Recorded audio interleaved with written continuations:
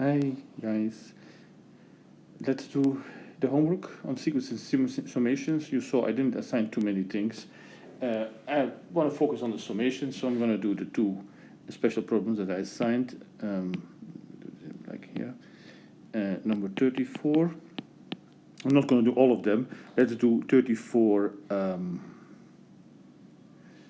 Okay, 34C perhaps, because that might have thrown you off. So that was summation I going from 1 to 3, summation j going from 0 to 2j. Now you say, okay, why is there a summation over I?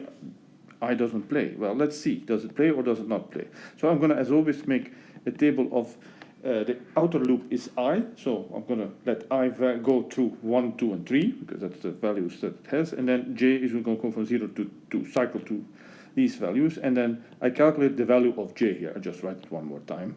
It's important, though, that I write it. You'll see why. I don't know.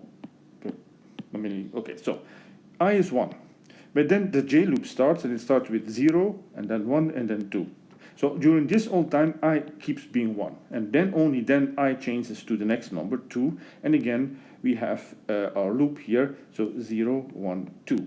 So perhaps linking this to what we have been saying here, so we can think of this as a procedure. So let's call this as let's do this in pseudocode. I know I didn't ask you to do that, but so procedure 34C. I can give it name whatever I want, and so the input is really nothing. And so how would it work? Well, what I have to do is, so the I loop, that's my first loop, right? So that is for I going from 1 to 3.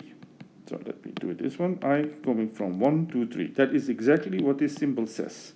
And then I get to a second loop that I nested inside, so that's why I mean that is you get an indentation. Sorry, this was not supposed, the first one was not supposed to be really an indentation. It doesn't matter really. So now for j going from 0 to 2. So this is from j going from 0 to 2. And what do? Well, we have to call this a certain number. So we call this the number sum. Let's call this sum. That's going to be the result of this calculation. So sum will be this number. Now, one thing that we need to do, as I said, you sometimes need to initialize sum, because what I'm going to think is, I'm going to say sum is what I have so far.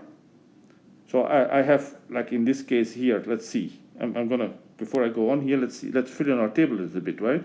So this was 2, 0, 1, 2, 3, 3, 3. So j was 0, 0 was 1, 0 was 2. What are the sum that, so what is the value of sum as I go along? So sum I'm going to define as whatever I have done plus the new thing. And what is it that I have to add? Well, this thing, j. Okay, so in the first part, the sum was just 0. Now, to 0, I add this new value, 1. To this new value, I add this value, 2. So that is 3 now. And then here we get 0, 1, 2 again, 0, 1, 2. Okay? Because I'm just copying j. That is just what I do. But the sum changes, right? Because now I'm taking the previous sum, so this sum, plus j is now 0. So that is 3. Then I'm in the next step in this calculation. Sorry, I didn't mean to do that. Sum plus j, right? So in the next step, the sum has value 3 and j has value 1, so the result will be 4. Okay, and then the next one, this will be 6, and it's always adding these two numbers, right? So that will be 6, these two, that will be 7, these two will be 9. So at the end, the value will be 9. So that is what this guy does. Now, there is a little thing, and this why is this not a correct program? Because when I when I define something, I don't have to have defined it previously, but if I refer to it already, so here I defined something, that is fine, but here I'm referring to something, and so this has already to exist, but it has not been defined yet. So what is typically one does is we define it all the way by putting it just 0. Before we start, the sum is 0, and then we keep adding things to it. Okay, so this is how I know the problem was not how to do this with pseudocode, but I want to show you how it actually is linked so much to our pseudocode, and that's why I already gave the pseudocode discussion in this lecture.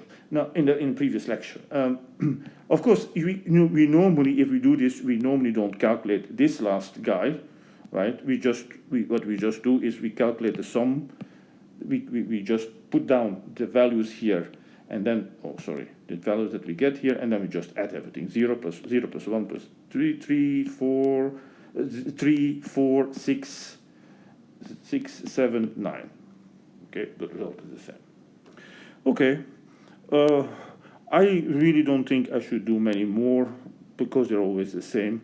Just for a little bit completeness, I'm not going to do with the program anymore. Summation from I going from 0 to 2, summation j going from 0 to 3, 0 to 3, and there was I square j cube. Okay, the number is going to be a little bit bigger now. So let's see, we have I, we have j, and then we have the expression here that we calculate I square j cube. Okay, so I takes the value 0 to start with, and it takes it how many times? Well, j will go 0, 1, 2, and 3. And then I will take the value 1, so it's just all zeros here, and we can repeat the values for j again. And then finally, I can take the value 2, this is the last value it takes, and get 0, 1, 2, 3 again. So 1, 1, 1, 2, 2, 2. Okay, let me draw a little bit of lines that we don't get confused by our numbers. And now I calculate this expression I square j cube. So I make the next column. Since I multiply here with I square, if I square the first column, well, if it is 0, that's always 0. And multiplying with 0, nothing happens really. Now, if I multiply 1 with the cube of 0, that is also still 0. So the first thing that non-zero is in this line here, where we're going to have this squared and this cube, but then multiplied, that is of course just 1. But now things get bigger, right? We're going to square the 1. So the first column squared, it's only going to be 1, but we're going to cube this one. So we get an 8 here, and then cubing that is a 27. Okay? What happens now is, now we're going to, in the next step, this is I, and this is going to be squared. So get 4 times this, 4 times the cube of that, 4 times the cube of that, 4 times the cube of that. Okay, so that of course the first one is 0, that is 4. 4 times the cube of 2, that is 4 times 8, that is 30. 4 times 8 is 32, right? And then finally 4 times 27, that is 80, that's 108. And then we take the sum, that is, means we add up all the elements in this column, and whatever number that is, 9, 16, 20, 30, 6, 8, sounds to be 180. Okay, the actual value is less important than the method of finding them. Okay, number 40, calculate this sum.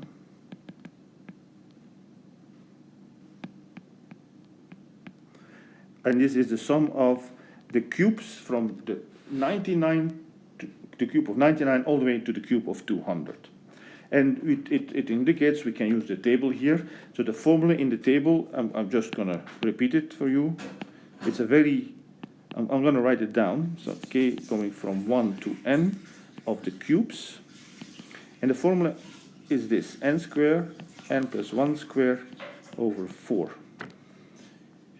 Now, what is kind of remarkable is, it has nothing to do with the problem, but I just want to point it out to you, because these are sometimes remarkable things happen, which we don't really understand why they happen. So, what is the formula for the first sum of the first powers, not the cubes, but the first powers? Well, that is n times n plus 1 over 2. But what is remarkable is that this thing is the square of that thing. So what we get is, if this, what does this represent? This get 1 plus 2 cube, plus 3 cube, plus 4 cube, plus dot, plus n cube, is the same as 1 plus 2 plus 3 plus dot, plus n squared, right? Because if I square this thing, I get that. And this is this, and this squared is this squared. And this thing, as I said, is something that we don't really understand. Why is this true? Because, well, I mean, squares, how can there all of a sudden cubes come? What makes this happen? Okay, that's an oddity, but how do we solve this here? Well, we have seen, as I wrote down the formula, it is clear the formulas only are given for starting at 1. So we have to reduce this as first, let's calculate everything from 1 to 200, the sum of the cubes. But clearly we have then calculated too much, right? So we go from 1 all the way to 200, but we only want to go from 99 to 200. What we want is this region here. Okay, that's the black thing that we want. What this calculates, I'm going to run it, this thing will calculate the whole thing. So that is too much. What we don't want is this part. But I can write down the formula for that one. I'll do it, write it here. That is the summation for k going from 1 to 99? No, to 98, right? Because I want 99 in there. So I only want to go up to 98. Now, each of these two, the blue, the purple and the green one, are given by the formula by plugging in the values. Here the value for the formula is 200. Here the value is 98. So it would be 200 squared times 201 squared over 4. And this would be 98 squared times 99 squared over 4. And what is the actual answer? So what we want is the difference, right? This is what we want here, is the green minus the orange. Minus the orange. Is that orange? Come on, guys, this is purple. Okay, so that is 200 squared times 201 squared over 4 minus 98 squared times 99 squared over 4. Now that's a big, huge number that you can actually calculate, but I'm not going to do that. I'll leave that up for the number crackers.